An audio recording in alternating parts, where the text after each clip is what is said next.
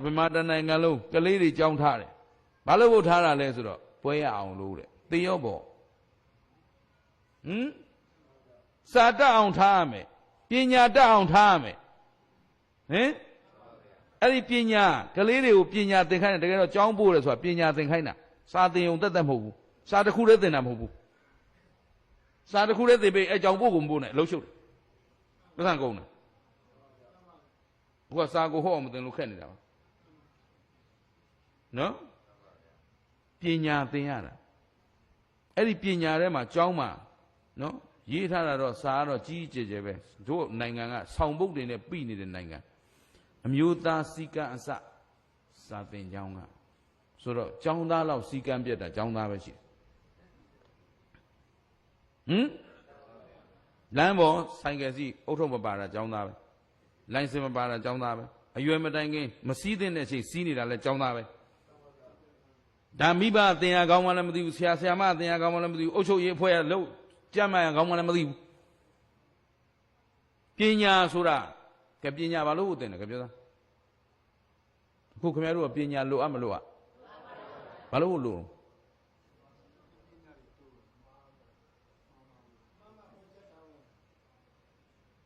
Need Pina Lu Amalua Balulu. Pina Lunganzinga, a council, a Jownju, a mam, Weban Panchara Bacoro. Panchavi Baluma. Alum Yesi, that Tom baby, got that be so Mongo. No? That out, did the 9 gun long so you be seen that, Era baby. Pina,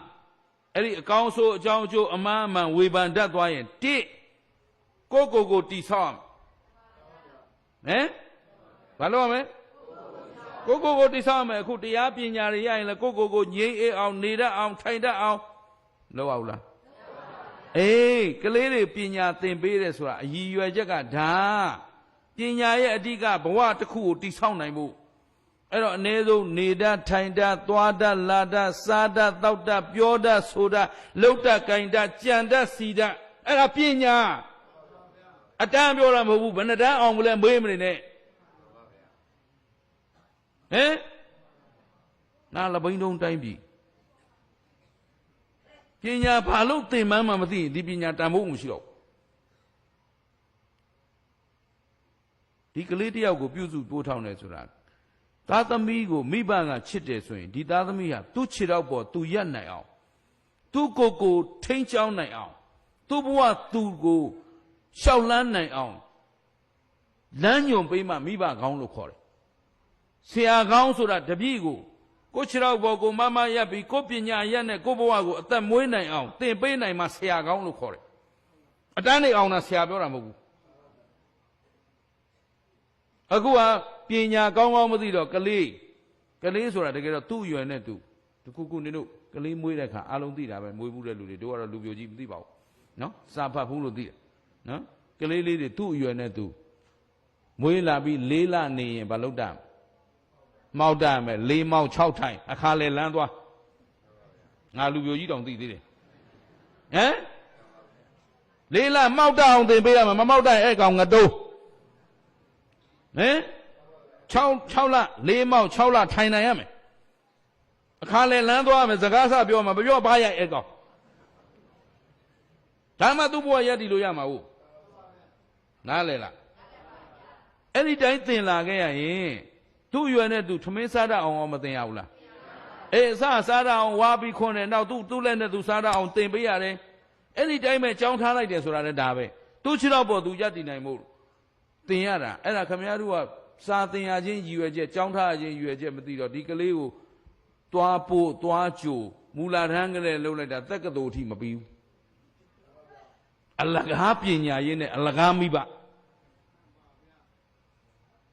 Oh, you out there, do shout on to Yantina on Malotara, Dimiba, the other mule, a new chocolate than a dube. Tuwa do the Inchao Nayame. Ella Sagrea, Miba Mia, Tinjamu, Siata Mamia, Tinjamu, Mamma, you are out there, lady, Tamia, Uzi, Piomacon, Sumaca. Pinya down, they may be like Luhi. နင်တို့လိုက်ကြည့်နေရမှာမဟုတ်ဘူးအချိန်ပြည့်သူတို့16 18သူတို့ကိုသူတို့ထိန်းနိုင်ရမယ်သူတို့ဘဝသူတို့လမ်းကြောင်းရမယ်ဘယ်ဟာအမှားဘယ်ဟာအမှန်သူတို့သိရမယ်သိအောင်သင်ပေးမှပညာနားလည်ပါလားသဘောပေါက်ပါလားဦးဇင်းကတော့နည်းနည်းပြောတာမှန်ပါတယ်နော်မှန်မပါလို့လည်းမရဘူးနင်တို့စက်တင်နေငါမအော်လို့မရဘူးနော်အဲ့တော့အားလုံးခုဦးဇင်းပြောတာသဘောပေါက်လားအေးပညာနော်ပညာဆိုတာကိုယ့်ဘဝကိုတည်ဆောက်ဖို့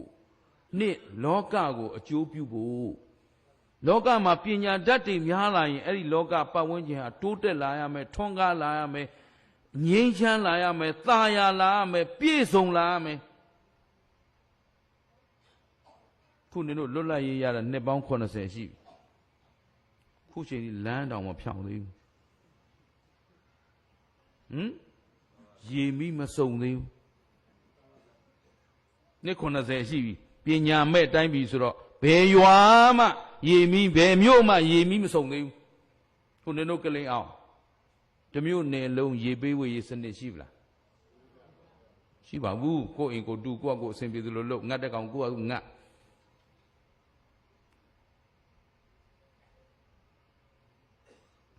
မြို့နယ်အလိုက်နိုင်ငံတိုင်းမှာခုဦးဇင်းတို့အမေရိကန်ရောက်တယ်ဩစတြေးလျရောက်တယ်ဘယ်နိုင်ဘယ်အိမ်မှကိုယ့်အိမ်ကိုရေတွင်းမတူအောင်မြေအောက်ရေကို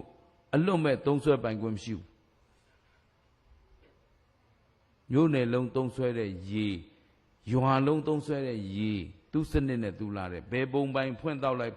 ရေ pH 7ရေတံဘူးဝယ်တောက်เสียမလို့ခုနင်တို့ရေတံဘူးဝယ်မတောက်ရင်ဒုက္ခရောက်တော့နှစ်80ရှိပြီခုချိန်ထိမြို့တစ်မြို့ကိုမြို့နဲ့တူအောင်မတိဆောက်နိုင်သေးဘူးဒါပေမဲ့ဟိုတရဝါတွေကတော့ရေးသွားတာပဲစံပြမြို့စံပြရွာဘာစံပြတော့ငါမသိမြို့တစ်မြို့ရဲ့လိုအပ်ချက်ဘာမှမပြည့်စုံသေးဘူးဘာဖြစ်လို့ပညာမဲ့နေလို့ဘယ်လိုတိဆောက်ရမှာလဲလမ်းကိုဘယ်လိုလမ်းစနစ်နဲ့ညီအောင်ဘယ်လိုတိဆောက်မလဲလမ်းတောင်ညီအောင်မခင်းတတ်သေးတဲ့လူမျိုးရှက်เสียအကောင်းဆုံးပဲတက်ကလေး2020ရောက်နေပြီဒီနေ့အထိလမ်းကိုညီညာပြန်ပြအောင်မခင်းတတ်သေးဘူးဘောပါလားကြည်ရောကျင်တတ်သလားဆောက်လို့ရေးဝန်ကြီးဌာနအရင်ဆုံးဖြုတ်ဖျက်လိုက်လုပ်ငန်းစစ်ဆေးရေးအဖွဲ့ခဏဖြုတ်စည်ရင်းစစ်အကုန်ဖြုတ်ပြီးတော့တစ်ကပြန်စမှရမှာဒီကောင်တွေနဲ့ဘယ်လုံးမှဖြစ်နိုင်တော့ငါသိသလောက်ပြောရင်ငါလည်းထောင်ထဲထွက်ရမှာမဟုတ်ဘာဖြစ်လို့ပညာနည်းနေလို့တကိုယ်စီလည်းမတိဆောက်နိုင်ဘူးတရက်ကွက်ကိုလည်းစနစ်တကျမတိဆောက်နိုင်ဘူးရက်ကွက်အုပ်ချုပ်ရေးမှုသာလုပ်နေတာသူအုပ်ချုပ်ရမယ်တာဝန်သူရက်ရွာပေါ်မှာသူဘာတာဝန်ရှိသူမသိဘူးအဲစင်းတောင်းစားပြီးတော့ဝိုက်ဖို့လှီးဖို့ခိမ့်ဖို့ဟောက်ဖို့ချိန်ဖို့ခြောက်ဖို့ဒါပဲတတ်ဆိုင်ကောင်းပညာတတ်အုပ်ချုပ်ရေးမှုပညာတတ်သူ့နေရာနဲ့သူ့ပညာနဲ့သူအုပ်ချုပ်မှငြိမ်းချမ်းမယ်တာယာမယ်ရှင်းလားကဲဦးဇင်းပြောတာအားလုံးနားလည်ပြီလားငါလည်းဥပမာဘေးကောင်းလို့ငါ့ကိုနိုင်ငံကခွင့်ပြုတဲ့ထဲမှာမပါဘူးတရားမဝင်ဓမ္မဂတိကဟုတ်ကလားရတဲ့ကိစ္စမရှိဘူးမသူတော်ကတရားဝင်ခွင့်ပြုရင်ငါလည်းမသူတော်တဲ့ပါသွားမှာသူတို့နဲ့တရားမဝင်လေငါဟာအခုချိန်ထိဂုံရှိနေလေပဲဘောပါလားဦးဇင်းပြောတာသဘောပေါက်လားကျုပ်ဘုရားကျုပ်ကသိကျင်တတ်တာမသူတော်တွေနဲ့အတူတူမဖြစ်ရတာကိုကကျင်တတ်နေတာဂုံယူနေတာအဲ့တော့အားလုံးမှတ်ထားပညာဆိုတာတစ်ကိုယ့်ဘဝကိုတည်ဆောက်ဖို့အဲ့တော့သားသမီးတွေကိုပညာသင်ပေးတယ်ဆိုတာသူတို့ဘဝကိုသူတို့ယက်တည်နိုင်အောင်လို့မိကောင်းဖခင်ဆိုတာသားသမီးကိုသူ့ခြေထောက်ပေါ်သူရက်အောင်ထိန်းချောင်းပေးနိုင်မှမိဘကောင်းအလုံးစုံကိုယ့်ပေါ်မိနေရရင်အဲ့မိဘသည်သားသမီးကိုတတ်ပလိုက်တာနဲ့တူတူပဲရှင်းလားဆရာကောင်းဆရာသည်မိမိထက်ထူးချွန်သောထက်မြက်သောလောကကိုအကျိုးပြုနိုင်သောသူ့ဘဝကိုတည်ဆောက်ထိန်းတောင်းနိုင်သောတပည့်ကောင်းကိုမွေးနိုင်မှဆရာကောင်းလို့ခေါ်တယ်ဆရာလောက်မတတ်တဲ့တပည့်တွေကြီးမွေးထုတ်ပြီးဆရာသားခြံရင်နဲ့ပညာပဲရောက်သွားမှမသိတော့ဘောပါလားကြည်ရောကျင်တတ်သလားဆရာဆိုတာဘယ်လိုမျိုးမှနားမလဲတော့ဆရာသားခြံရသေးတယ်ကွဆရာခွာရတိုင်းမှာမဟုတ်ဘူး မဟုတ်ဘူးဆရာထက်ခွာကြည့်အောင်လုပ်ပေးရမှာအဲ့ဒါမှဆရာရှင်းမလားအားလုံးသဘောပေါက်ပြီနော်ကဲခုနပြန်သွားနော်အဓိသီလအဓိစိတ်တာအဓိပညာခိုင်မြဲသောသီလခိုင်မြဲသောသမာဓိခိုင်မြဲသောပညာဆိုတဲ့ပရိဝေဒသာသနာကြီးကိုလက်ဆုပ်လက်ကင်ရရင်ခင်ဗျားတို့ဘယ်ရောက်ပြီတော့အဲ့တော့နိဗ္ဗာန်ဘယ်တော့ရောက်ပလဲလို့ဖြေရင်နောက်တစ်ခါဖြေတတ်ပြီလားဘယ်လိုဖြေမလို့သီလသမာဓိပညာပြည့်စုံတဲ့အချိန်ရောက်မှာပါဖေဟာပြန်ပြောဒါဖြင့်ခင်ဗျားတို့ကျုပ်တို့ရဲ့ပန်းတိုင်ဟာပါလဲလို့မေးရင်လာပြန်ပြီထူလိုက်မယ်သီလသမာဓိပညာပြည့်စုံဖို့ပါဖေဟာပြန်ပြောပေဆုပ်ဆုပ်မုံကိုကိုတွေနဲ့ဘယ်လိုလုပ်အောင်မသိဘူးရှင်းလားသာသမီတွေကြောင်းထားတာဘာလို့ဖို့လို့ပညာတတ်ဖို့ဆိုတော့ပညာဆိုတာခြုံပြောလိုက်တာတကယ်တရားက၃လုံးသီလသမာဓိပညာသီလသမာဓိပညာတရား၃လုံးမှာဘယ်သူကခေါင်းဆောင်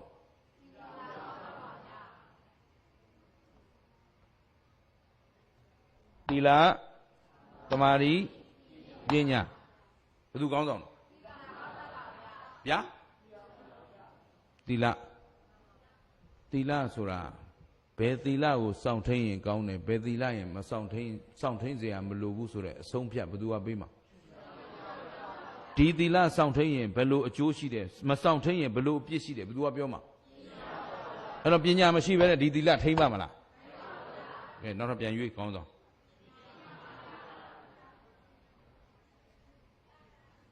ဘယ်သူခေါင်းဆောင်ထားမလဲကျုပ်ပြောလို့လားကျုပ်ဘက်ကိုခင်ဗျားတို့လိုက်တာလားကျုပ်ကမဲဆွဲနေတာလားဟုတ်ဘူးဗျတမာတိကျေးဇူးတမာတိတန်ဖိုးသိတာလေပညာခုကလေးတွေပညာတတ်အောင်လို့ပြောလိုက်တာပညာတတ်မတတ်ဘာနဲ့သက်သေပြုမလဲ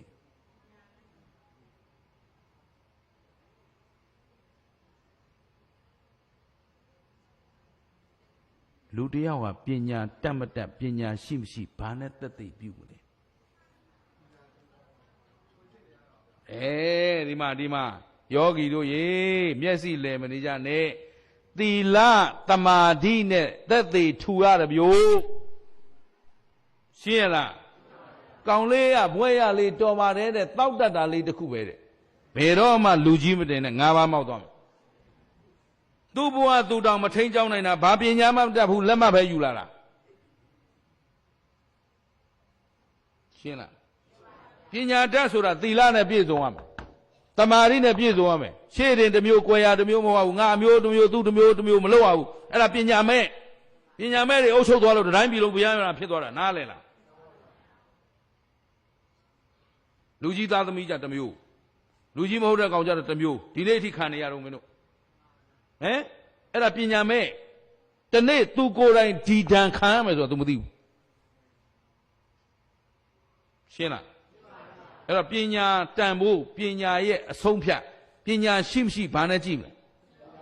သီလသမာဓိနဲ့ကြည့်သမာဓိပါထည့်ပြောလူတယောက်ကိုသေမှချီးကျူးလို့ပြောတာအဲ့ဒါပြောတာဘယ်အရွယ်ရောက်ဖောက်သွားနိုင်တယ်ခုသူမင်းလား53နှစ်မယုံနဲ့အောင်အခေါင်းထဲရောက်မှယုံချိန်ပြီးအခုချိန်ဒီမိမရခြင်းစိတ်ကလည်းပျောက်သေးတယ်မဟုတ်ဘူးနော်လောဘလားကားကောင်းကောင်းနေစီးခြင်းတော့ဩဇာကောင်းကောင်းနေဝှချင်တော့အလိုမကျတဲ့ဒေါသကလည်းခေါင်ခိုက်နေတာဒါကြီးကျုံမယုံနဲ့သူမင်္ဂလာတော်လိုက်တာမပြောနဲ့သိမပြောတမာရီ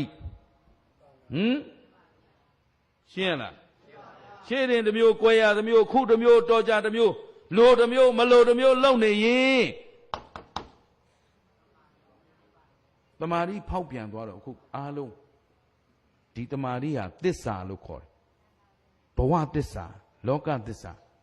အားလုံးကကိုယ်တာဝန်ကိုသစ္စာဖောက်လိုက်ကြတဲ့အတွက်တိုင်းပြည်လုံးရေစုံမျောသွားခုငါနိုင်ငံရေးစကားနည်းနည်းပြောဦးမယ်ပြောလို့ရမလားပြောကြည့်မယ်နော်ဒါပေမဲ့ငါမပြောဘူးနင်တို့ဆင်ခြင်ပြီးပြောနော်ဒီနေ့ဒီတိုင်းပြည်ကြီးကတိုးတက်နေလားဆိုးရုံနေ တရားစွဲခံငါမပြောဘူးနင်တို့ပြောတာချမ်းသာနေလားဆင်းရဲနေလား66ကကြီးနဲ့ညှိမယ်နော်နိုင်ငံတော်အသရေဖျက်မှုလည်းနင်တို့ထည့်ပလိုက်မယ်နင်တို့ပြောတဲ့ဒီကောင်နင်တို့တာဝန်ယူရမှာတိုးတက်နေလားဆိုးရုံနေလားချမ်းသာနေလားဆင်းရဲနေလားအထက်တန်းရောက်နေလားအောက်တန်းရောက်ငါပြန်တော့မယ်နော်နေကြ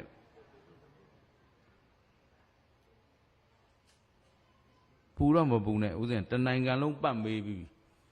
တနိုင်ငံလုံးဒီတိုင်းပဲဖြေတာပဲအဲ့တော့သူတို့မကျေနပ်လို့ထောင်ထဲထည့်ရင်တို့အားလုံးအတူတူဝင်လိုက်ရုံပဲကဲဒါဖြင့်နေလို့နေပါဦးကိုပြောတာကိုတာဝန်ယူရမယ်ဘာလို့အောက်တန်းကြနေတယ်ပြောတာလဲ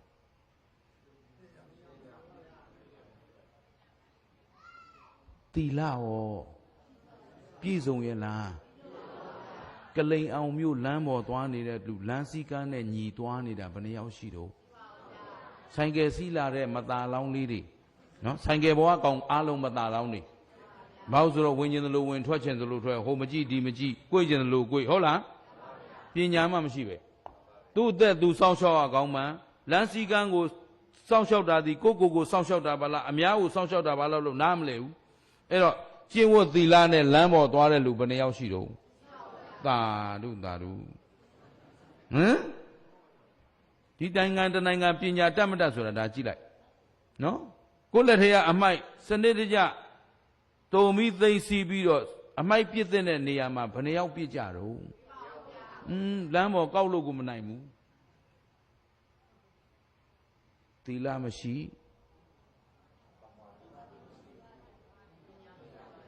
ဒါကြောင့်မို့လို့တိုးတက်နေလားဆုပ်ယုပ်နေလားရဲပြောလိုက်ဘယ်သူတရားဆွဲတရားရုံးမှာကြည်ကြည်နတ်နတ်ကြီးပြောလိုက်ဟဲ့တရားသူကြီးနင်ပြောသားနင်ကိုယ်တိုင်သီလရှိသလားလို့မေးလိုက်နင်ကိုယ်တိုင်တမာရီရှိသလားလို့ပြောလိုက်သူ့လက်က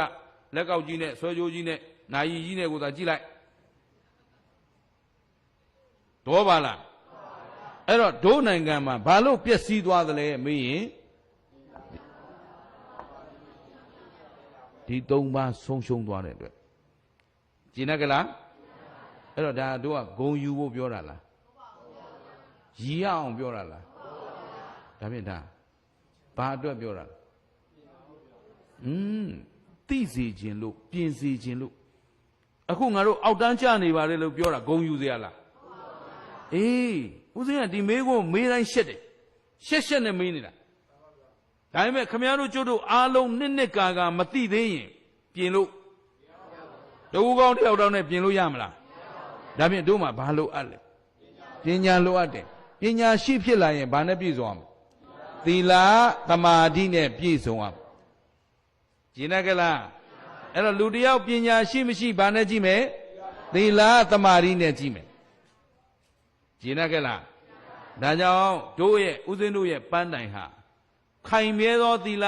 ခိုင်မြဲသောသမာဓိခိုင်မြဲသောပညာသီလတန်ဖိုးကိုလူတိုင်းသိရမယ်သီလကျေးဇူးကိုလူတိုင်းနားလည်ရမယ်လူတိုင်းစီကံရှိမှငြိမ်းအေးချမ်းသာတာယာဝပြောမှုကိုရမယ်သမာဓိတန်ဖိုးကိုလူတိုင်းသိရမယ်သမာဓိကျေးဇူးကိုအားလုံးနားလည်ရမယ်သမာဓိကိုတန်ဖိုးထားသူတွေဖြစ်ရမယ်ရှင်းလား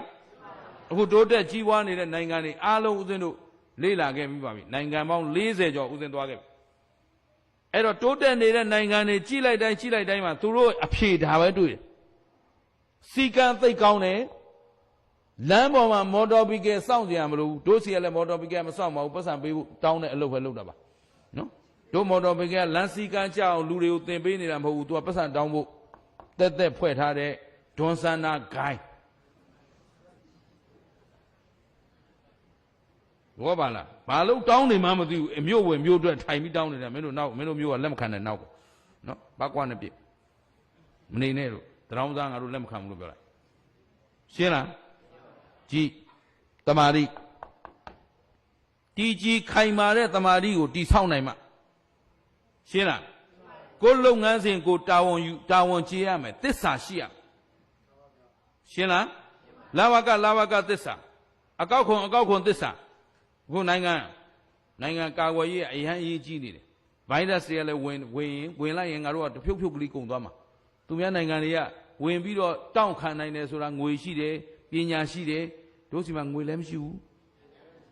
စီကံလည်းဘာမှမရှိဘူးဘာမှမဖြစ်သေးလို့မဖြစ်သေးတာဖြစ်ရင်ကုန်ပြီရှင်းလားအဲ့တော့ယရနာမြေသုံးပါးရဲ့ဂုဏ်ကျေးဇူးလို့ယုံကြည်ထားပေမဲ့ပောဆနေလို့မရဘူးရှင်းတယ်ကလားကဲဦးဇင်းကအခုရွဲ့နေတာလားဖဲ့နေတာလားအဲ့တို့ပြောတာကိုရောကြီးကဖဲ့တာကွာဘယ်သူဖဲ့တာခုခမရတို့ကျုပ်တို့အောက်တန်းကြတယ်ပြောကျုပ်ကောမပါဘူးလားအေးကျုံနဲ့ရှက်ကွဲနေတာပဲဘယ်သူဖဲ့အောင်မှာတော့သဘောပါလားဒီနိုင်ငံသားဒီနိုင်ငံကိုချစ်လွန်းလို့ကိုဒီနိုင်ငံကိုကယ်တင်ဖို့ကြိုးစားနေတာရှင်းလားအဲ့တော့တို့တွေဘာပြည့်စုံဖို့လို့ပညာပြည့်စုံဖို့ပညာနဲ့ဘာကိုတည်ဆောက်မလဲသီလသမာဓိကျင့်တတ်ကြလားအဲ့တော့အချိန်မီဒါတွေမတည်ဆောက်နိုင်ရင်ငါတို့ဘဝနော်အောင်မြင်သူတွေဖြစ်မလားကြာရှုံးသူတွေဖြစ်မလားအဲ့တော့ကောင်းပြီဦးဇင်းတို့တို့ကောင်းတို့တွေဟာရထားတဲ့ဘဝသည်တည်မြဲတဲ့ဘဝလားမတည်မြဲတဲ့ဘဝလားအချိန်တန်ရင်အားလုံးသေမှာမသိဘူးလားကဲသေမဲ့တူတူပဲဖြစ်တယ်လို့နေကြတာပေါ့ကွာကောင်းမလားရေလိုက်ငါလိုက်ပေါ့ water follow အလုံးသိတယ်ကြည့်လားမိုးကားရေတောက်တာပေါ့သူများလက်စားကိုလည်းစားသူများလက်ထိုးကိုလည်းထိုးကောင်းလားဟာကောင်းတယ်ကောင်းရင်တို့ရည်သက်ချပြီးပြန်ကြစို့တော့ဦးဇင်းတရားဟောစရာမလိုတော့ဟမ်သူများအကျင့်ပြက်ကိုလည်းပြက်မကောင်းလားကောင်းသလားမကောင်းရင်ဘာလုပ်မလဲပြင်သင့်မပြင်သင့်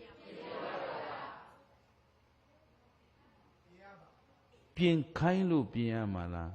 ပြင်သင့်တယ်လို့ယုံကြည်လို့ပြင်ရမှာဒါလေးမှတ်ထားဦးဇင်းကတရားပွဲတိုင်းမှာဦးဇင်းတို့သူတော်ကောင်းတို့ရဲ့ချွတ်ယင်းချက်တွေသိအောင်ပြောတယ်ရှောက်ရမယ့်ပန်းတိုင်ကိုတွေ့အောင်ပြတယ်အားလုံးကိုပြုပြင်လိုတဲ့ဆန္ဒတွေပေါ်လာအောင်တိုက်တွန်းတယ်ဒါပေမဲ့ဦးဇင်းပြောလို့ပြင်လိုက်ရတယ်ဆိုတာမျိုးဖြစ်စီရခုဥမာဩဃာသကရောကျုံးနဲ့ကရောကြပြီးတော့သီလတောင်းကြတဲ့အခါအဟံဗန္တိတိတရဏိတာသာဆိုပြီးတောင်းတယ်ဘုန်းကြီးတွေကယမဟာဝရမိတာဝရိထဆိုပြီးတယ်ဘာဆိုလို့ဘာလုပ်နေမှမသိတော့အာမဗန္တိပါအရှင်ဖျားထအော်တယ်ဟောတော့ဦးဇင်းကသင်ပေးတယ်မဟုတ်ဘူးမင်းတို့တောင်းလိုက်တာဘာတော့သရဏဂုံနဲ့သီလအဟံဗန္တိဆိုတာတောင်းတာအဲ့ဒီတောင်းလိုက်တဲ့ပါဠိလိုကိုဒီဘက်ကယမဟာဝရမိတာဝရိထဆိုတာဘာပြောတာတော့ငါဆိုတဲ့အတိုင်းလိုက်ဆိုလို့ပြောတာ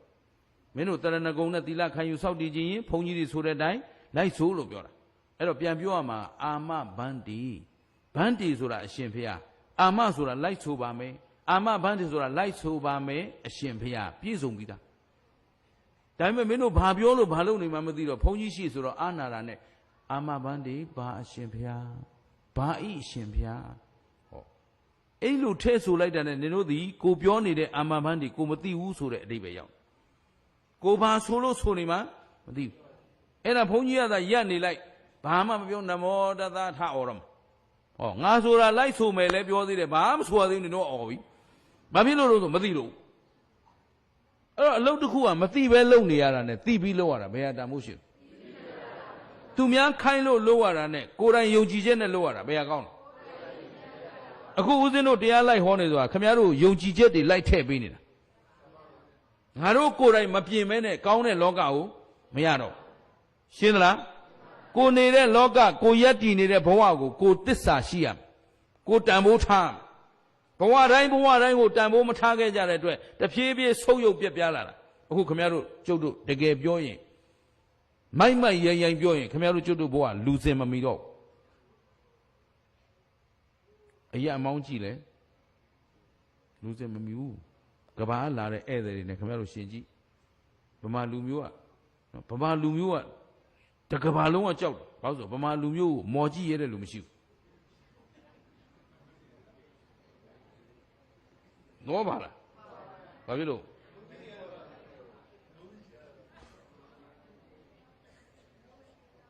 အကုန်လုံးငပုတွေကြီးပဲဖြစ်နေတာကိုကြည့်လိုက်ရင်ခါလဲအားရင်ဗလာကြည့်တော့လဲဘိန်းစားတာ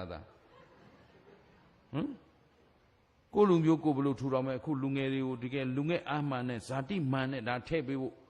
ဘာပညာရေးရမှလည်းသင်ပေးတော့လမ်းပေါ်မှာစေသမားဘိန်းစား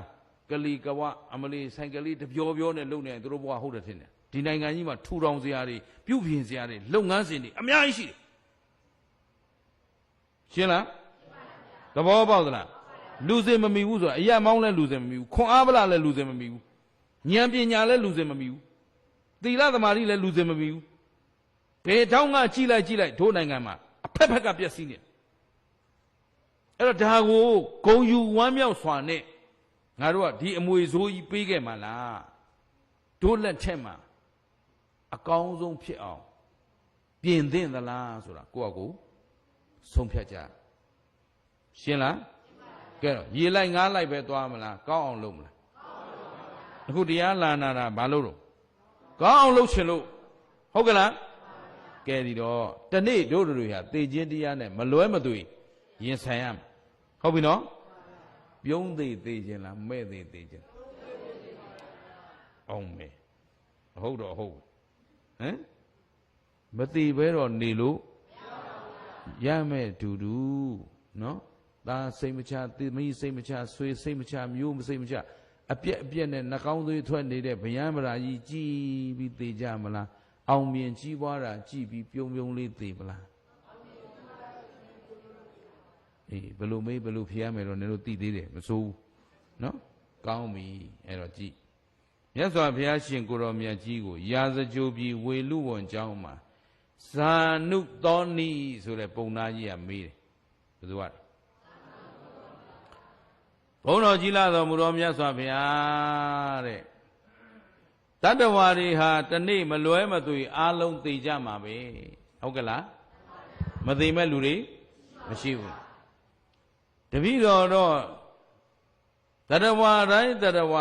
သေမာကြောက်တဲ့လူတွေကြီးပဲလို့ထင်ပါတယ်ဟုတ်ပလားဟဲ့ပါတယ်ခုနင်တို့သိခြင်းမလားသိနိုင်ပြီလားသိရဲပြီလားမေကွန်၃ခုသိခြင်းပြီလားသိခြင်းသေးဘူးမသိခြင်းသေးဘူးလို့သိမင်းကိုတားထားအကြောင်းချတိုးလေးပြောထားငါမသိခြင်းသေးဘူးနော်ငါအိတ်နေတော့လေမဖြတ်နဲ့ရမလားဒါဖြင့်သိရမလားမသိရဘူးလားဘယ်အချိန်တော့မသိရင်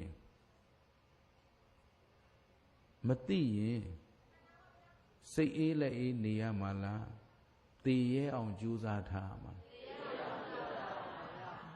ဒါငါမေးလို့ရေလိုက်ငါလိုက်မေးလို့ကလေးအောင်နဲ့ငါနဲ့ကအခုမှတစ်ခါပဲတွေ့သေးလို့နင်တို့ငါရှော့ပေါ့ဟောနေတာနော်အဲ့တော့မသိသေးရင်စိတ်ချလက်ချနေလို့မရကောင်းပြီသိရဲပြီလားသိနိုင်ပြီလားဣဇေဝကိစ္စမာတဗံကောဇင်ညာမရဏံသူဝေနေသိမလားဘယ်သူသိနိုင်လဲဒါဖြင့်ရင်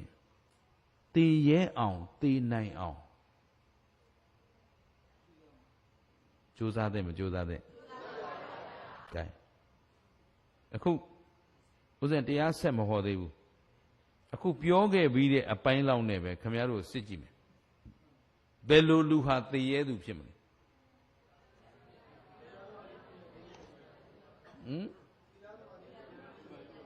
သာဓုဗျာမဆိုးခင်ဗျားတို့တရားနာနေတာပဲနော်သီလသမာဓိပညာနဲ့သာပြည့်စုံနေရင်မသိရဲစရာအကြောင်းမသိနိုင်စရာအကြောင်းကျင့်တတ်ကြလားကြည့်ဒီမှာရာဇကြိုပြီးဝေလူဝံကျောင်းမှာဇာနုတ်သောနိပုံသားကြီးက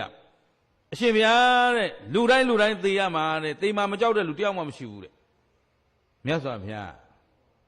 ပုံနာမိတ်တယ်လို့မပြောနဲ့လောကမှာသေရမှာကြောက်တဲ့လူရှိသလိုသေရမှာမကြောက်တဲ့လူလဲရှင်းနေသလားကဲအခုတို့ကမြတ်စွာဘုရားဟောမဲ့တရားကိုဆက်မဟောသေးဘူးခုတို့ဘာတို့အဖြေထုတ်မယ်ဘယ်လိုလူဟာသေရမှာကြောက်တယ်လဲဘဝတစ်လျှောက်လုံးသီလမရှိသမာဓိမရှိပညာမရှိရင်ဒီပုဂ္ဂိုလ်သေခြင်းကောင်းလားသေခြင်းဆိုးလားသေခြင်းဆိုးဆိုတာအဲ့ဒါသီလသမာဓိပညာမပါပဲသေရင်ဘယ်သွားမယ်ထင်တို့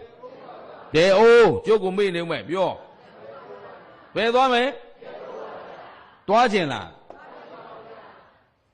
ကဲဘယ်လိုလူဟာသေရဲပြီလဲအေးသီလသမာဓိပညာနဲ့ပြည့်စုံတဲ့လူကဘယ်ချိန်သေးသေး everywhere every time ready for die ဘယ်နေရာဘယ်ချိန်ဖြစ်ဖြစ်ကြိုက်တဲ့ချိန်သေလိုက်ငါမှ ready ပဲသီလအတွက်လည်းစိုးရိမ်စရာသမာဓိအတွက်လည်းပူပန်စရာပညာအတွက်လည်းနှောင့်နှေးစရာ ready for die ရှင်းလား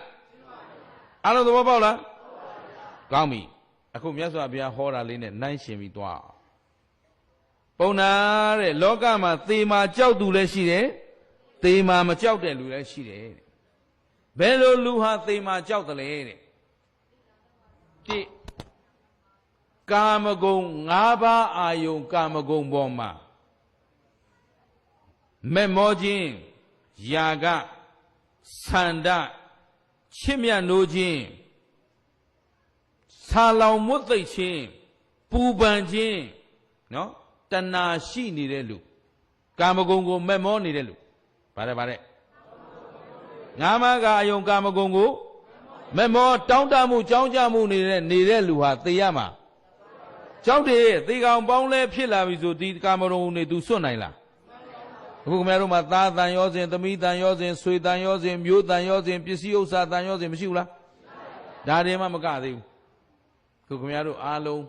ဒီတိုင်းပြည်ကြီးရောဒီလူထုတစ်ခုလုံးအောက်တန်းကျသွားရတဲ့အကြောင်းရင်းကလူတိုင်းဟာသီလသမာဓိပညာနဲ့လာဘသက်ကာယတိလောကဆိုတာ ਨੇ နိုင်ရှင်ကြည့်လိုက်ကလူတွေဟာသီလနဲ့ငွေဘယ်ဟာအရေးကြီးနေကြလဲအေးသီလကိုအရေးကြီးဖြည့်ကျင့်နေကြသလားငွေအရေးကြီးရှာနေလားအေးသီလလုံဖို့အရေးကြီးဘူးခိုးလို့ရလိန်လို့ရအရေးကြီးတာရဖို့ပဲမလို့ तू ကယာရုတက်သွားပြီလေတခွေးကြီးလားလည်းမသိဘူးဓမြကြီးလားလည်းမသိဘူးအိမ်များဝင်လာတာအိမ်ငွေများဝင်လာတာပဲ तू ကြိုက်တယ်မလို့ရှေ့ပေါက်ကလည်းဝင်ပြုံးလို့ဒီမေဒီဖေတွေထဲမှာဒီတိုင်းပြည်မပြက်เสียမရှိဘူးငါသားခိုးလို့ရတာလားလိန်လို့ရတာလားလက်စားလို့ရတာမသိဘူးအရေးကြီးတာမလို့ तू ကယာရုတက်တော့ဝင်ငွေကောင်းနေ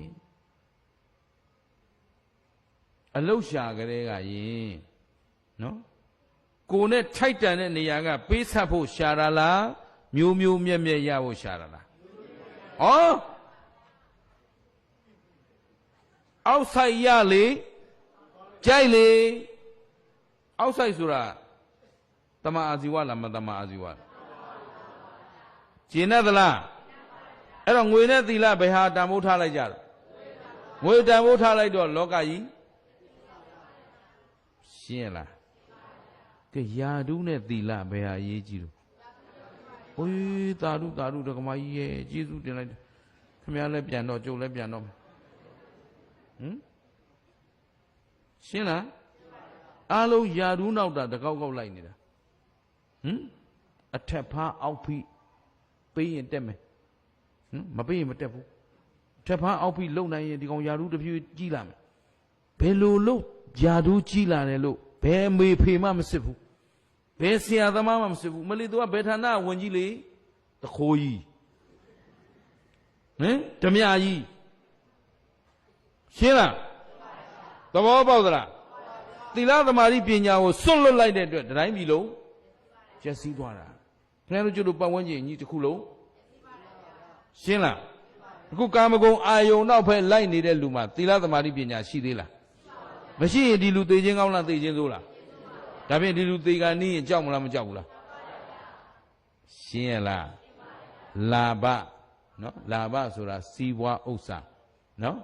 စိန်ရွှေငွေကြောက်တံပရမတိုက်တာအိုးအိမ်ချံကားအဲ့ဒါလာဘသက်ကာယထင်ပေါ်ကြကြမှုယာဓုဂုံသိမ်ကိုပြောတယ်တိလောကဘွယ်တစိတ်မဟုတ်တာတွေအကုန်လုံးပြီးရင်လက်မှတ်ယူမဟုတ်တာတွေအကုန်လုံးပြီးရင်လက်မှတ်ယူလက်မှတ်ကလည်းမဟုတ်တဲ့နည်းနဲ့ရတာကိုပေးရတာပဲရှင်းလားသဘောပေါက်သလားဂုံပြုတ်ခံခြင်းနဲ့ချီးမွမ်းခံခြင်းနဲ့ကိုတော်ကြီးမကြည့်လို့ဒီစိတ်ကြီးနေထိုင်နေတာပြန်လာရင်နှုတ်ဆက်သွားအောင်ဟာဦးယူဆရာတော်ပင့်ပြီးတော့ကျေးဇူးတင်လိုက်တော့ငါလုပ်တာဘယ်သူမှသူတို့အရေးမလုပ်ပဲပြန်သွားဘုန်းကြီးမလုပ်ရှင်ပင်သာပင်မန်းဘယ်သူဒီအကြီးတွေသူတို့ပြောလိုက်တော့ပါလားဟိုမှာလက်မကြီးတွေနဲ့ဟမ်ပြန်ရင်နှုတ်ဆက်သွားနော်ဟိုကျေးဇူးတင်လိုက်တော့ဆရာတော်တရားနာဒီလိုနာချင်တာပြောရင်တော့လွယ်တာမဟုတ်ဘူးနင်ခွင့်ပြုချက်ကလည်းရတာမဟုတ်ဘူးငါတို့မကြည့်ချက်ပြီးလောက်ရတာမှန်းတော်လှုပ်ထားတာဒါတွေပြည့်စုံဖို့မလီငါတို့ခေါင်းမို့နော်ဟိုမှာခေါင်းတောင်ပြောင်းနေသဘောပါလားအဲ့ဒါသူတို့ချီးမွမ်းခံခြင်းနဲ့အလုပ်တစ်ခုလုပ်ပြီးရင်ချီးမွမ်းခံခြင်းတာချီးမွမ်းမဲ့လူမရှိဘူးဆိုရင်တော်ပြီဘုန်းကြီးစိတ်ပြက်တယ်လုပ်ရှင်တော့ဘယ်သူမှအသိမှတ်ပြုတာမဟုတ်သူတို့ပြောနေကြ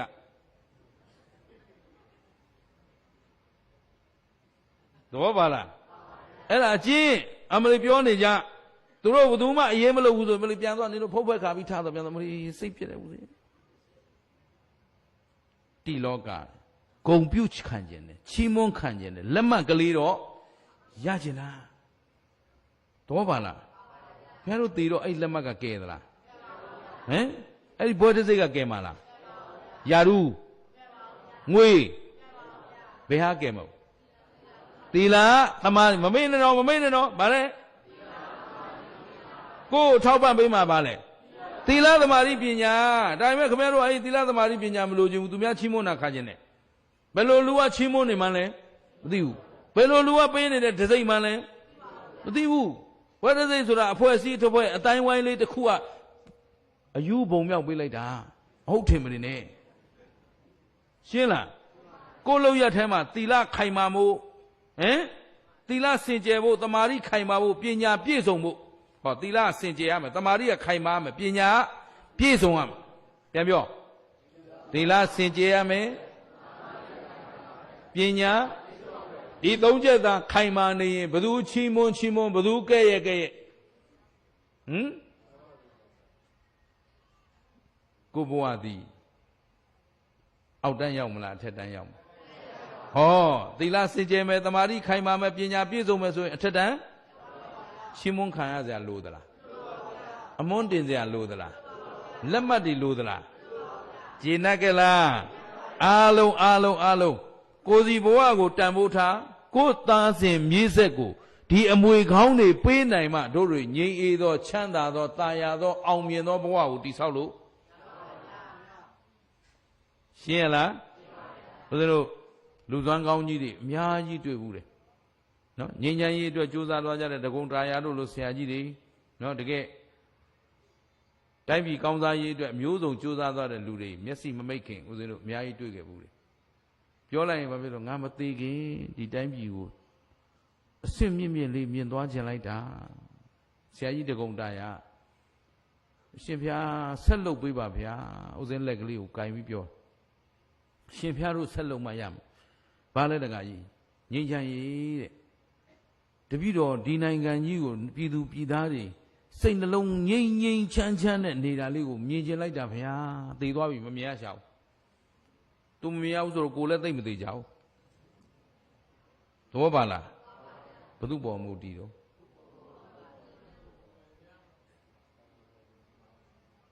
လူတိုင်းမှာတာဝန်မရှိဘူးလားကျုပ်တယောက်တည်းတာဝန်ရှိတာလားသဘောပါသလားအားလုံးကိုစီငြိမ်းချမ်းလို့တဲ့စိတ်ရှိရင် ငြိမ်းချမ်းမှုရနိုင်မရနိုင်အောင်မြင်လို့စိတ်ရှိရင်အောင်မြင်လို့စိတ်အောင်မြင်တဲ့ဘဝကိုရမလားမရဘူးလားအဲ့တော့ကိုယ့်ဘဝကိုလာဘသက်ကာယတိလောကဆိုတဲ့ငွေတွေယာဓုတွေဂုံနောက်လိုက်ရမှာလားသီလသမာဓိပညာနောက်လိုက်ရမှာအခုပြောတဲ့အတိုင်းလေးမှတ်သွားနော်နောက်မှအစဉ်ပြေသလိုကြည့်လို့ကြပေါ့အဲ့တော့ကာမဂုဏ်အာယုံနောက်လိုက်လို့ရင်ပြုံးသိမလားမဲ့သိမလားနေ့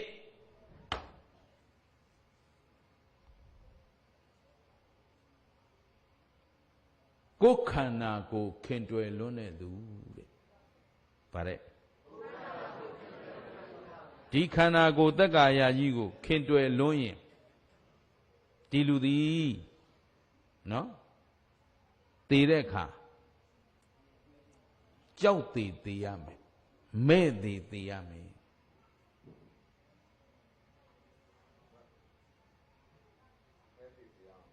တော့ပါနော်ဘာလို့လဲအခုခန္ဓာကိုခင်လွန်းတဲ့လူဟာတရားကိုရွတ်ရွတ်ချွန်ချွန်လုပ်နိုင်မှာမလားဥပုသ်စောင့်ခြင်းနဲ့အစာအိမ်ယောဂရှိလို့သဘောပါလားတရားလာနာခြင်းနဲ့ကြာမထိုင်လို့ကြာမထိုင်နိုင်တော့အာနာလို့စင်ကြီးတွေလဲနေတာသဘောပါတယ်နော်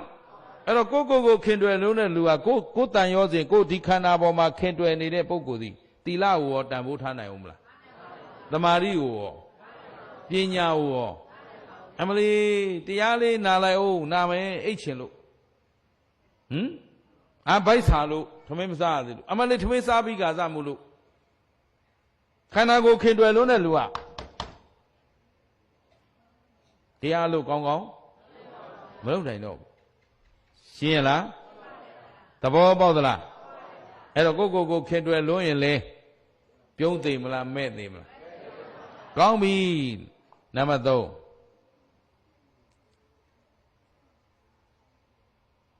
ကုသိုလ်မရှိအာကုသိုလ်တွေများနေတဲ့လူတဲ့ဗါတဲ့တသက်လုံးကာယဒုစရိုက်ဝစီဒုစရိုက်မနောဒုစရိုက်ဟောက်စား၆စားလိန်စားခိုးစားဝိုက်စားလှီးစားတသက်လုံးမဟုတ်တာတွေနဲ့ကြီးအချိန်ကုန်နေတဲ့လူကုသိုလ်မရှိဘူးဘာပဲရှိတော့သူတို့ကပြောလိုက်သေးတယ်မတောက်မစားလူငနွားတောက်စားအောင်မဲသူတို့လာသေးတယ်နော်ဗာမင်းသားတို့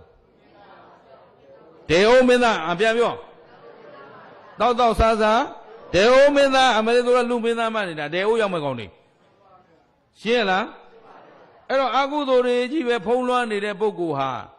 သေရင်ပြုံးသေမလားမဲ့သေမလားသေရမှာ तू ကြောက်သလားမကြောက်ဘူးလားငါလဲလုံလောက်တဲ့ကုသိုလ်မလုပ်ရသေးဘူးအခုလည်းခမည်းတော်စိတ်ချရတဲ့ကုသိုလ်လုပ်ပြီးပြီလားငါသေရင်အပယ်မသွားတော့ဘူးကွာလို့လက်မထောင်နိုင်တဲ့လူကဲအဲ့လိုလက်မထောင်နိုင်လောက်တဲ့ကုသိုလ်မျိုးရှိမရှိလောကမှာရှိမရှိကိုယ်စီမှာသာမရှိတာဟုတ်လောကမှာတော့ကျင်သလားခင်ဗျားတို့အားလုံးကြားဘူးနာဝါရှိပြီးသားလူတွေကြီးပဲသုတဝါအရိယသာဘကော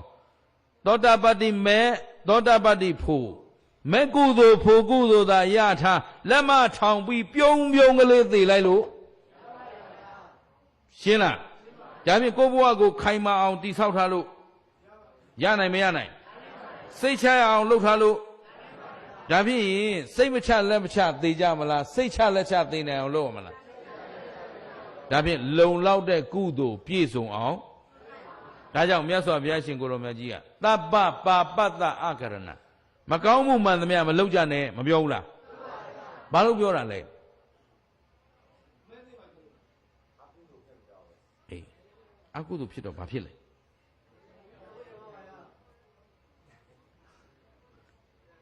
အကုသိုလ်ဒီကောင်းကျိုးပေးတာလားဆိုးကျိုးပေးတာအေးအကုသိုလ်ဆိုတာအပြစ်ကင်းတဲ့အလုပ်လားအပြစ်ရှိတဲ့အလုပ်လားအေးဒါပဲလေအကုသိုလ်ဖြစ်ရင်ခင်ဗျားတို့အပြစ်ဖြစ်ကြမယ် အပြစ်ဖြစ်ရင်အပြစ်ရဲ့ဒဏ်အပယ်လေးပုံမသွားဘူးလားအပယ်လေးပုံလည်းသွားရမယ်ချမ်းသာရမလားဆင်းရဲရမလားအကုသိုလ်သည်အပြစ်ရှိ၍ဆင်းရဲချိုးကိုပေးတတ်တယ်ကုသိုလ်သည်အပြစ်ကင်း၍ချမ်းသာတဲ့အကျိုးကိုအဲ့တော့တို့တွေရွေးချယ်ကြလိုက်လေအပြစ်ရှိတဲ့အလုပ်လုပ်မလားအပြစ်ကင်းတဲ့အလုပ်လုပ်မလားဆင်းရဲတဲ့အလုပ်လုပ်မလားချမ်းသာတဲ့အလုပ်လုပ်မလားအခုတို့အောင်တို့လုပ်နေတဲ့ဒီလာဘသက်ကာယတိလောကဆိုတဲ့ကာမဂုဏ်နောက်ကိုလိုက်ပြီးတော့သီလပယ်သမာဓိပယ်ပညာပယ်ပြီးသွားနေတဲ့အလုပ်တွေဟာအပြစ်ရှိမရှိချမ်းသာရမလားဆင်းရဲရမလားငွေတွေပုံထားယုံနဲ့ချမ်းသာသလားယာရုတွေကြီးနေယုံနဲ့ယာရုကြီးနဲ့ပုံနေရတဲ့လူတွေတပုံကြီးပဲဘယ်မှမသွားရဲမလာရဲမပြောရဲမဆိုရဲမထွက်ရဲမဝင်ရဲရှင်းလားယာရုကရောချမ်းသာရသလားဘွဲတသိက်ကရောကျင်နာကလားဒါဖြင့်တို့တွေနေရတဲ့အခိုက်ကလေးမှာစကားပြောကုသိုလ်ရအောင်ပြောလို့ရနိုင်မရနိုင်စိတ်ကကြံမယ်ကုသိုလ်ဖြစ်အောင်ကြံလို့ရနိုင်မရနိုင်ဒါကြောင့်ဥစဉ်ပြောတယ်ခင်ဗျားတို့ကျုပ်တို့အတွက်ဘဝတန်တရားကပေးလာတဲ့အရင်အနည်းတွေရှိတယ်ဒီဘဝမှာကိုယ့်ဘဝကိုတိဆောက်ဖို့နော်တီထောင်ဖို့အရင်အနည်းတွေကိုစီပါပြီးသားအဲ့ဒီအရင်အနည်းပါလဲသိလားလူတိုင်းဒန်းတူရထားတာအခွင့်အရေး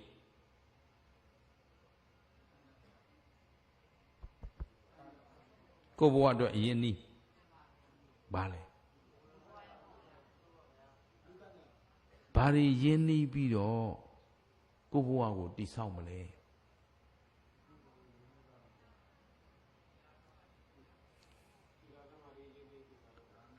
သီလသမာဓိပညာဥစ္စာ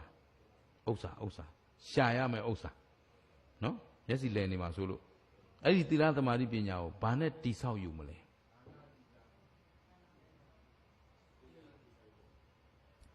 ကျုပ် online တော့တလုံး online ခင်ဗျားတို့နောက်ကလိုက်မှာမျက်စိလဲနေတာဟုတ်ဗျနော်ဘာလို့ဆိုပညာကိုဂဂနနသင်မထားတဲ့အတွက်ဘယ်နေရာမှာဘာသုံးရမယ်ဆိုတာခင်ဗျားတို့ဒါလေးအစင်ချော်နေတာဗုဒ္ဓဘာသာဝင်တွေအားလုံးစကလုံးတွေကတော့အကုန်သိပြီလားဥစဉ်တလုံးလေးစပေးလိုက်ခင်ဗျားတို့နောက်ကလိုက်လာမှာနော်ကိုဘဝအတွက်တကယ်အရင်နည်းကဘာလဲကံဉာဏ်ဟောလိုက်လာမှာလို့ပြောတာနော်ကံဆိုတာအတိတ်ကံကိုပြောတာမဟုတ်အခုနေတိုင်းခင်ဗျားတို့လုပ်နေတဲ့ကာယကံဝစီကံမနောကံမရှိဘူးလားအဲ့ဒီကံသုံးပါးကိုကိုယ်တိုင်စိတ်တိုင်းကြရွေးချယ်ပြီးလုပ်လို့ရနိုင်မရနိုင်ကိုယ်နှုတ်ကထွက်တဲ့စကားကုသိုလ်ဖြစ်အောင်ပြောခြင်းလေအကုသိုလ်ဖြစ်အောင်ပြောခြင်းကောဘယ်သူပေါ်မူတည်တာလဲအဲ့ဒါကိုမပိုင်ဘူးလားအဲ့ဒီကံခင်ဗျားတို့ကိုယ်ပိုင်တရားကိုယ်ပိုင်အရင်နီးဘာမှမပိုင်ဘူးထအောင်မနေနဲ့ပိုင်နေကိုယ်ကံကိုပိုင်နေရှင်းလားကိုလုံးမဲ့ကာယကံအပြစ်ကင်းအောင်လုပ်လို့ရနိုင်မရနိုင်အဲ့တော့ကံကိုအပြစ်ကင်းအောင်ရွေးချယ်ပြီးလုပ်နိုင်လုပ်ပိုင်ခွင့်ရှိမရှိကံလုပ်တိုင်းအကုသိုလ်ကင်းနေရမယ်ကုသိုလ်ဖြစ်အောင်လုပ်နေရမယ်လို့လုပ်လို့မရဘူးလားအဲ့ဒါအရင်နီးပေါ့ကာယကံမနောကံစိတ်ကလေးကြံတာဆိုတို့ဗုဒ္ဓဘာသာမှာတကယ်တော့ပြင်းချိန်တော့မရဘူးပြင်းလိုက်တာဘာလို့မှမသိဘူးဆိုအဲ့ဒါဗုဒ္ဓဘာသာမဟုတ်လို့ဘုရားဘာသာဝင်တယောက်ဆိုဒီချိန်ငါအားနေတယ်ဆိုတာနဲ့မေတ္တာပို့နေမယ်ဗုဒ္ဓနုတ္တိပွားနေမယ်ဒီနေ့ကမာကြီးကတ်ဆိုင်နေပြီအန္တရာယ်ကလွတ်ကြပါစေဆင်းရဲတွင်းကလွတ်ကြပါစေဒီယောဂဘေးဆိုးကြီးကလွတ်မြောက်ကြပါစေကရုဏာပွားနေမယ်မရဘူးလားကိုယ်စိတ်မှာအားချိန်မရဘူးအလုပ်တွေအများကြီးလုပ်လို့ရတယ်တတိပဋ္ဌာန်အလုပ်တွေလုပ်လို့ရတယ်ဗုဒ္ဓနုတ္တိဓမ္မနုတ္တိနဲ့တန်ခါနုတ္တိဘာဝနာတွေပွားနေလို့မရဘူးလားလုံးဆရာတွေအများကြီးပြင်းနေတယ်ဆိုတာအဲ့ဒါတကယ်ဗုဒ္ဓဘာသာမဟုတ်လို့လမ်းစဉ်မရှိလို့လမ်းပြောင်းနေလို့သဘောပါလားတို့မှဖြည့်ကျင့်ရမယ်သီလပြည့်စုံပြီလားပြည့်စုံသေးဘူးကိုယ်ကာယကံတနေ့တစ်နေ့ဦးစင်းလေး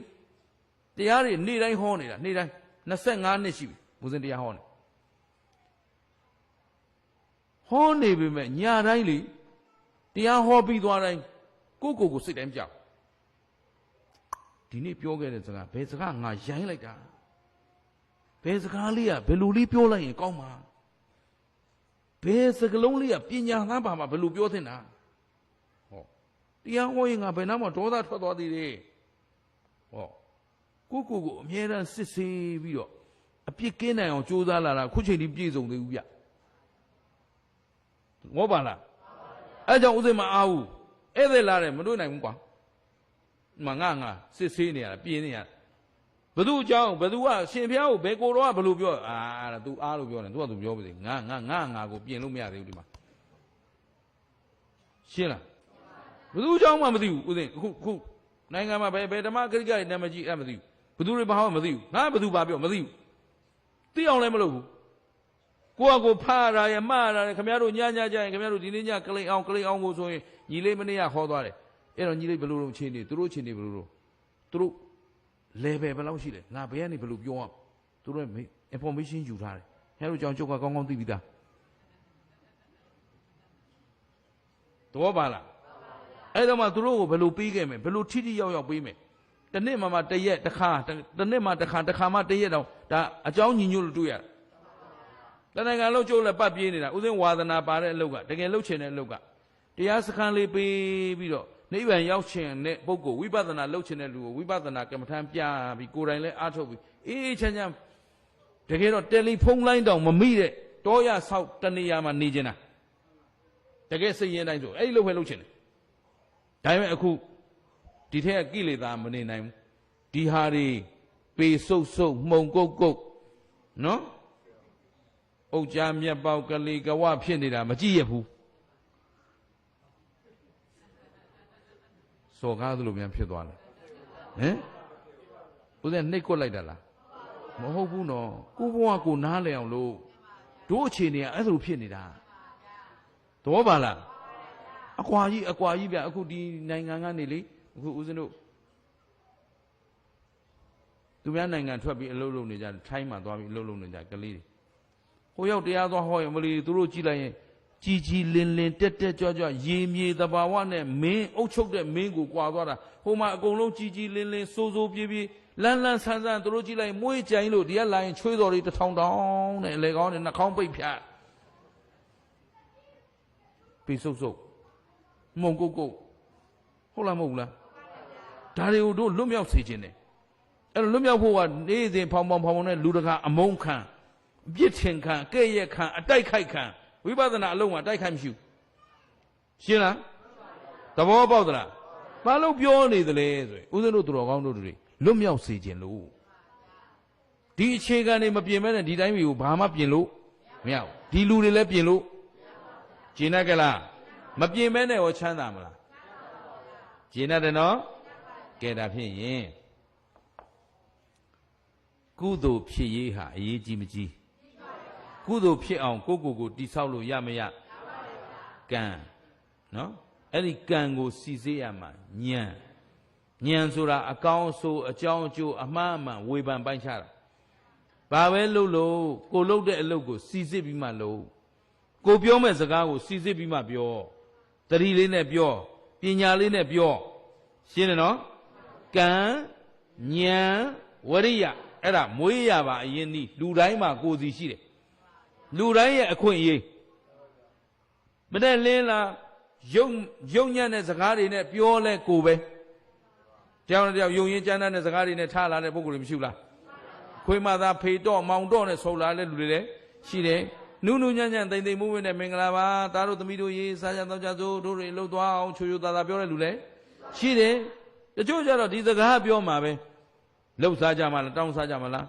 ဒေချင်းစိုးလေးတွေဒီကအကုန်ချက်ပြီးထားပြောကြတဲ့အကောင်းစကားမပါဘူးကုသိုလ်ဖြစ်နေလားအကုသိုလ်ဖြစ်နေ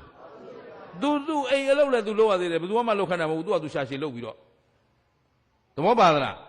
အဲ့တော့ကိုတီဆောက်ရမှာပညာရှိမှန်ရင်ကိုအကုသိုလ်အဖြစ်ရှင်းသလားဒါဖြင့်ကုသိုလ်တရားပြည့်စုံနေတဲ့လူကပြုံးသိမလားမဲ့သိမလားရဲသိလို့ရမရရှင်းကြလားအဲ့တော့ကာမဂုဏ်ကိုမဲ့မောလွန်းရင်လည်းမဲ့သိရမယ်ကိုခင်တွယ်လွန်းရင်လည်းမဲ့သိရမယ်အာကုသိုလ်တွေများနေရင်လည်းကောင်းပြီနောက်ဆုံးတစ်ချက်ကအခု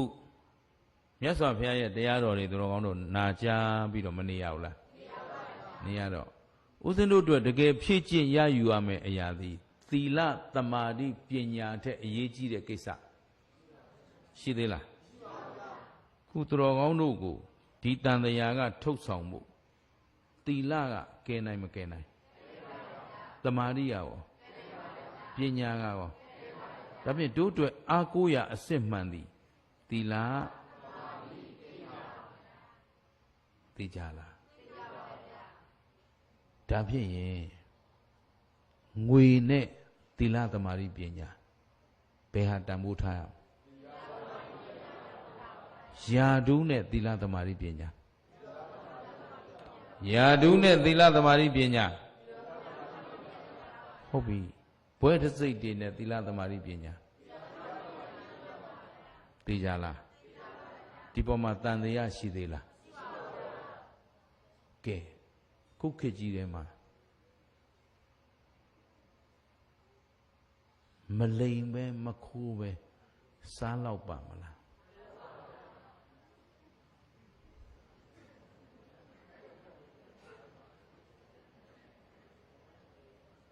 ချက်ချင်းအဖြေကပြောင်းသွားတယ်ခုနတစ်မျိုးအခုတစ်မျိုးဖြစ်သွားပြီဟမ်တမာအာဇီဝနဲ့စီဝါရှာတဲ့လူနဲ့မတမာအာဇီဝနဲ့စီဝါရှာတဲ့လူဘယ်သူကချမ်းသာ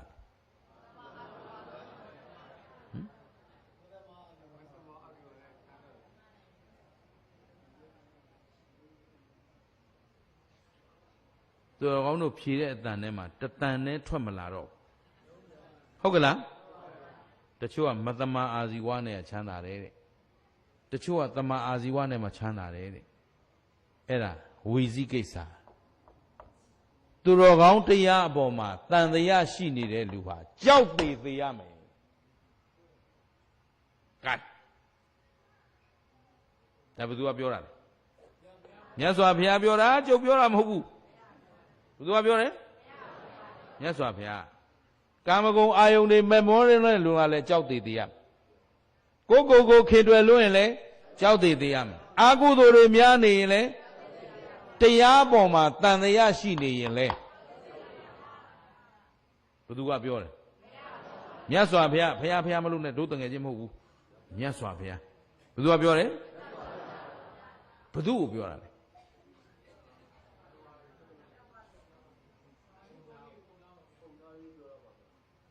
ဟောတယ်နင်တို့မပါဘူးပေါ့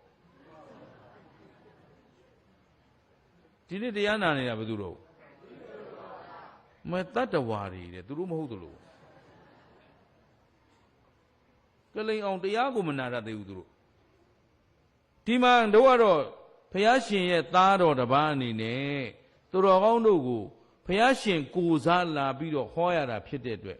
ကိုယ်ပိုင် idea တွေကိုယ်ပိုင်ဝတ္ထုတွေထုတ်လို့မရဘူးဗျမြတ်စွာဘုရားရဲ့ပိဋကတ်တော်တွေကထုတ်လုပ်ပြီးဟောရတယ်ဇာနုသောနည်းကမေးတယ်ဘယ်သူကိုမေးတာလဲမြတ်စွာဘုရားကိုမေးတယ်ဟုတ်တယ်နော်ဟုတ်ပြီအဲ့ဒီဇာနုသောနည်းရောခုရှိသေးလားမြတ်စွာဘုရားရောဒါဖြင့်ဇာနုသောနည်းကမေးပြီမြတ်စွာဘုရားကိုဘယ်သူအတွက်မေးတာလဲအေးတပည့်တော်အတွဲလို့ခံယူမှတို့ကိုမထက်နဲ့ရှုပ်လုံးလို့